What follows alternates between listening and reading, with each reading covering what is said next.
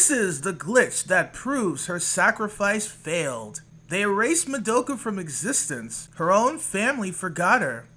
But her baby brother carves her face perfectly in the sand. What does that say about him? About Madoka? And about what we lose when we grow up. In this video, let's talk about why that simple drawing might be one of the most important moments in the entire series, and what it reveals not just about Tetsuya, but about our own inner child, memory, and the parts of us the world tries to erase. Tetsuya isn't old enough to be conscientious of reconstructing wiped out timelines or argue about cosmic logic. His remembrance of Madoka works on a different level. Even if Madoka's existence is erased, the bond she had with her family doesn't vanish as neatly. Feelings leave a kind of echo. For Tetsuya, Madoka was warmth, safety, and affection. Children store so much of their reality as raw emotion, not language. He doesn't remember a girl named Madoka Kaname who used to live here. He just feels a missing warmth and unconsciously pulls her shape into the sand. By the end of the series, Madoka becomes a godlike being who transcends time and space, rewriting the very laws that govern magical girls. Her sacrifice is rooted in love, especially for the people closest to her. That kind of connection is exactly where reality glitches.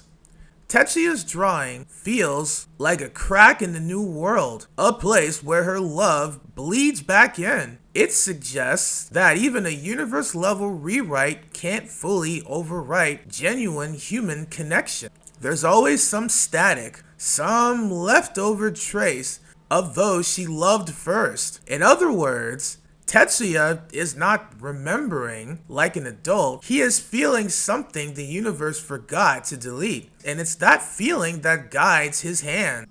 If Tetsuya can sense Madoka across erased timelines, it's tempting to imagine him as a future contract target, someone whose invisible longing could fuel a powerful wish. But Madoka Magica never actually suggests boys will become magical warriors. Its focus is on girlhood and the exploitation of young girls' emotions. Tetsuya's scene isn't setting up a magical boy, it's using a child to show that love leaves fingerprints, even after reality has been wiped. Tetsuya isn't just a little brother who kinda remembers. He's a symbol of something deeper. Children don't come into the world with prejudice, social mask, or complicated justifications. They feel honestly. They love simply. Tetsuya drawing Madoka is innocence, acting on an emotional truth adults can no longer access. He can't explain why he draws her. He just knows he should. That's intuition before it gets edited by culture, shame, and logic. Adults in Madoka's world have fully adjusted to the rewritten reality. They accept what they see in front of them. Tetsuya, on the other hand, shows that there's a layer below conscious memory. This is why the scene hits so hard. It's about the stubbornness of love. As we grow, we're told to be strong, to get over it, to stop being dramatic. Emotions become something to manage, not listen to. That process can disconnect us from the very wisdom we had as kids. Tetsuya doesn't just remember Madoka, he reminds us of what we used to be before we were taught to censor ourselves.